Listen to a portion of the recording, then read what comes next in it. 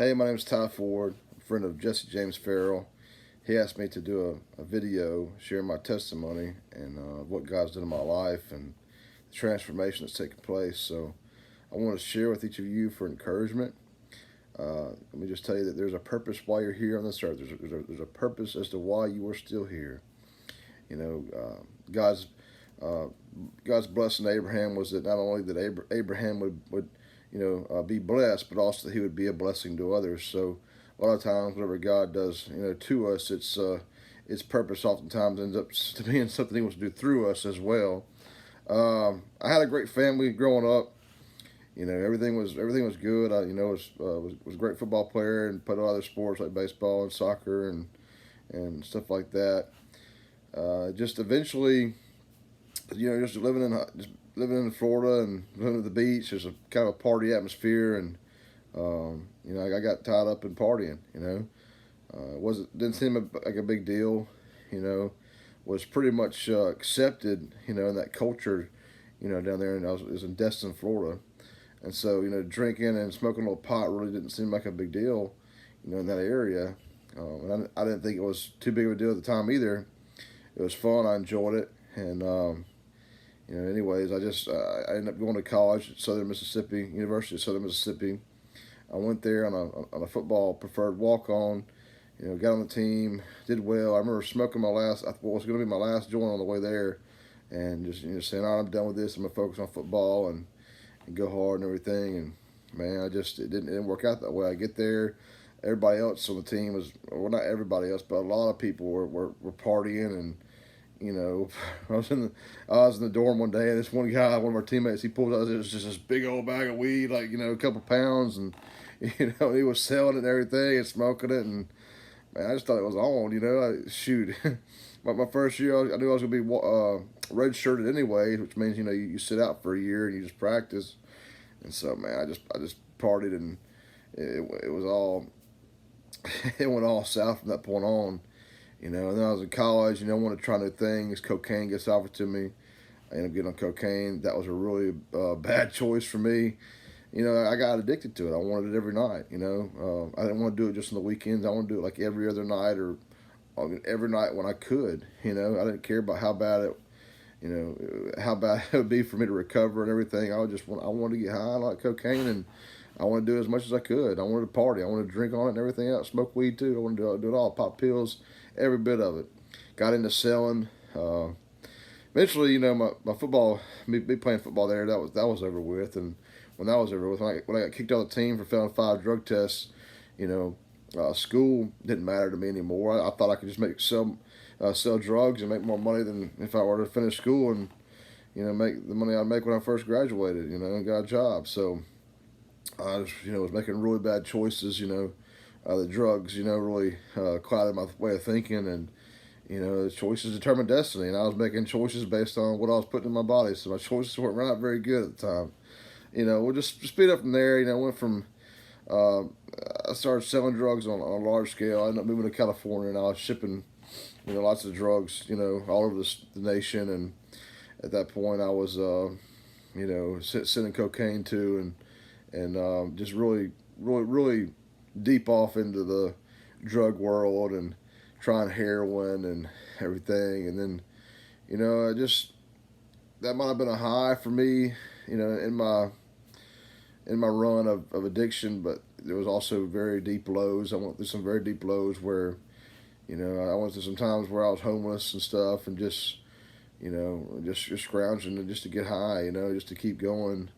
And I would rather get high than have a place to sleep that night, and so it just got really to be, really bad. I ended up being a needle user, an IV drug user of heroin and cocaine, and I kept, I couldn't get away from selling because my drug habit was so large that I couldn't, fund my habit by just a basic job that I would get, working just, the restaurant or something. So, I'd always stick to selling, and I don't know, things just really got bad for me. I used to do so much cocaine that whenever I started doing heroin, it's like it almost balanced my thinking out because it was like an upper and a downer, and it almost like I just was like really able to kind of come to get a grip on things and come to my senses, and I was just like, I saw that my life was going nowhere. It all started. Things started to change whenever I thought that, I was just mad at God. I was like, God, you don't even exist. And then like, I was like, there is no God, and I almost went atheist. And I had a relationship with God all my life growing up.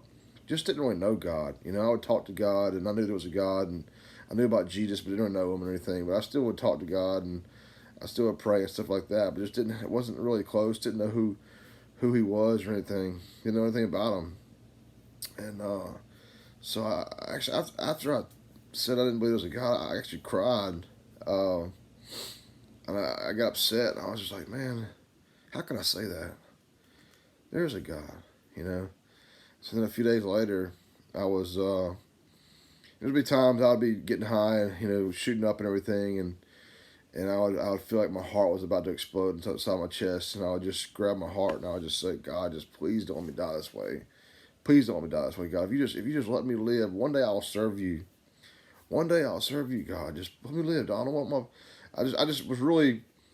I just dreaded that if my parents were and my family were to find me dead, or if they were to hear that I died of drugs, like, man, that would that'd be it. I didn't want to. I didn't want to go that way. I pushed the limits at times, but I didn't want to go that way. And I loved them too much, and I, couldn't had no way to express it really at that point in my life. But, and so then eventually I was laying in bed and I just got high, and I said, I just said, where's my life going? So I just raised my hands to the sky and I was laying down in my bed. I just said, Jesus, take the reins of my life. Even if I gotta go to jail and detox from all this mess, whatever it takes, so be it. I want to go somewhere where I can learn about you and learn what you have for me. I want to live the life you have for me. The life I'm living for myself is it's hell. I don't want it anymore. So I had a chance to, get out of everything pretty clean, but I didn't. I was hard headed, and so then I went to jail, just like I asked God to do. And then I went to a place where I was able to learn about God, which was Teen Challenge. And I went to Teen Challenge, and then as I went to Teen Challenge, I was able to graduate there, work there, and as I worked there, I learned what kind of life God had for me, and it was ministry. And then I got out of I got out of there, so I started a ministry called Fourth Day Ministries, where we do retreats, we do study Bible giving, we evangelize, we help people get into rehab. We've done transitional ministries where we've planted two of those, and looking to do some more. And well, we might. I mean, who knows? We might end up having rehabs one day and transition houses. I don't know. But I ended up getting married. I went to Teen Challenge. I graduated Teen Challenge. I stayed there for a year and worked.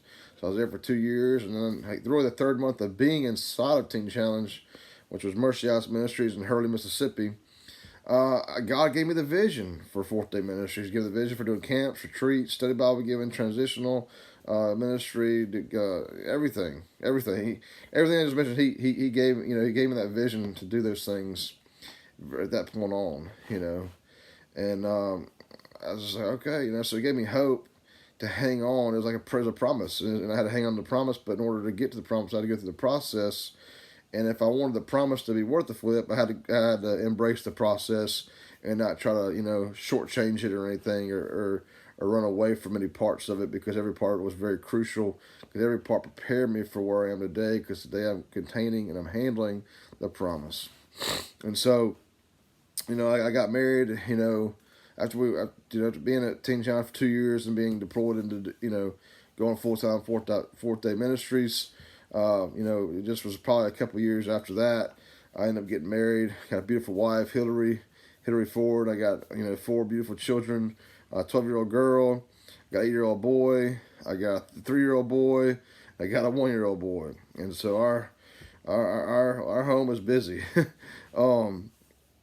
Very busy, but it was a great thing when God put me and my wife together. We fell in love through doing ministry together. We go and minister to the homeless and feed them, and we go on down like 8 Mile and crack houses basically, and drop off food bags and pray for people and tell people Jesus loves them, and and I mean we just really fell in love from that point on, and You know, we knew it was a God things. We got married and you know, had babies right after that. When we got married, she had 2 kids already, and you know, it's been a blessing to be a father to them. And then also we've had two kids as well to add to the mix. So we lived in Mobile. I was living in Hurley when we got married. I moved, you know, to a Mobile. We're in an apartment complex in Mobile, and from then we got blessed with 44 acres of campground called Camp Maridale, and you know, we were doing retreats all of a sudden. These things that God gave me vision for. All of a sudden, now we have provision for that vision to be, you know, to become in a full effect. It was crazy. I didn't know about Camp Maridale. I was in Meridian, Mississippi. Didn't know about Camp Maridale. I mean, I drove by it when I, you know, was living with near my grandma at times, but I didn't think nothing about it. And then it was given to the ministry, and then all of a sudden, before you know it, we're moving into Meridian to run this campground and to do everything else to do with ministry. And then all of a sudden, 126 acres that surrounds the 44 acres. The board members of Fourth Day formed an LLC and bought that property. So now the ministry pretty much owns 44 acres, but has access to all 170. Pretty much the Camp Maridale LLC bought it just for Fourth Day for the most part. But you know, so that's awesome. I mean, God will do it. God will do it. You know, if He gives you a vision for something, you just embrace that process, because that promise will be fulfilled, and that provision, you know, will take place. So we've had several weddings out here, we have baby showers out here, birthday parties, you know, camps, retreats. I mean, revivals. My wife's baptized I don't know how many people down there on the lake, and every time she baptized people, it ain't ever warm. It's always cold and at night. And so I always joke around, hey, if those women are out there getting baptized when it's cold like this and at night down there in that water, I said, they serious, you know. So, you know, and we've baptized people in those horse troughs too, you know, together. And so it's just been amazing what we've been able to experience. You know, it's really amazing. I can't even begin to describe to tell you how good God is. I mean, when I was in my drug addiction, like, I was just using because I crossed the line. You know, I did something I knew I shouldn't have done. I didn't ever know how to go back and undo it. And, you know, really, you know, it can't be undone necessarily, but through Christ, you know, He can forgive that thing as far as the east is from the west. So, and He can throw it in the sea of forgetfulness. So really, it's almost as if it's undone. You know, He turns all things around for the good. So, man, it's just what He's done in our lives. I mean, we've just experienced some cool stuff. You know, my wife has 7 years of and some change of being clean and sober. I have over 7 years. We're right there about the same, you know, about the same time. I'm a little bit ahead of her, but, you know, so we both got over 7 years of, you know, being clean and sober from drugs and alcohol, and even cigarettes and everything else too, dip or whatever, you know.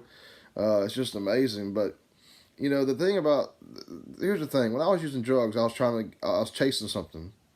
It was satisfaction, and drugs would satisfy me, but it didn't fulfill me. I kept I kept chasing. It was a high that I kept chasing, you know. And so with, you know, living for God, you know, having a family, living for God, doing ministry, I mean, it is fulfilling. It's very fulfilling. I've actually written here's 3 books I've written right here. The Sovereignty of Christ. That's kind of got my testimony in there and stuff, and got, you know, it's got how to live for God, basically, like broke down by each you know, subtitle, each subject, each concept. Here's the Beyond the Whistle, 31 Plays That Win. That's another thing I do. I actually help out with FCA, Fellowship of Christian Athletes.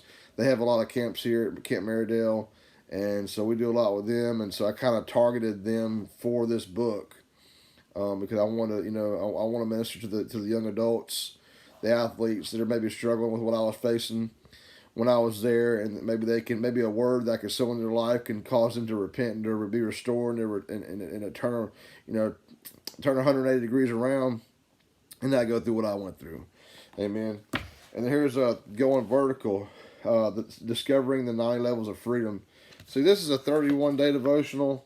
This is an actual book here. It's like a big it's a book, but then this is a 90-day devotional, and so I actually got another book right now that's it's in the middle of being published. It's called Tightrope. I'm actually co-author. It's three other guys have written that with me, and it's a 31-day devotional, and it's pretty cool about living life in balance.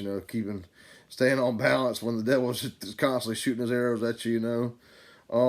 There's another book I'm in the middle of writing too. It's like a 31-day journal from brokenness to glory. It just talks about basically having a battle between just life knocking you off course, and life just giving you so much, and life putting so much on you, but you either get bitter, or when you start to get bitter, you either grow, and you either just go get all the way bitter and suffer the consequences of that, or you just fight for that tender heart. You fight for the heart of God, and so it's really strong.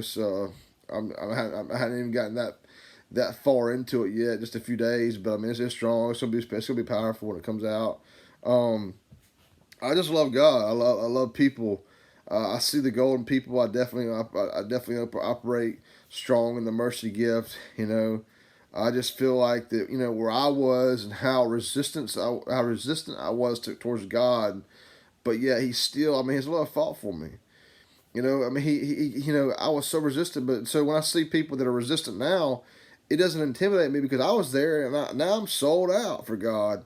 I'm sold out. I mean, there's nothing I'd rather do than live for God. I mean, so and just it's been great. I've been able to preach to several thousand people in the time of me doing this. I mean, so it's just been amazing. I've been getting to see people. At one time I was at FCA like rally, and I preached and shared my testimony for 20 minutes or 15 minutes or something, 25 minutes. And I did an altar call. There was like 400 people there that night, and everybody came to the altar. And I'm like, I mean, of course it wasn't it wasn't me or nothing, but I mean, it wasn't all me or nothing, but it was just it was something that I was God was using me, and it's something that I got. It's a memory that I get to share, that I have to share with God, because that was a God moment, and just thinking, man, if God can use me, God can use anybody, and God will use you if you allow Him to. And don't be intimidated from your call. If you're not intimidated, it's probably not God. So just step out in faith and see what happens. Thanks for letting me share.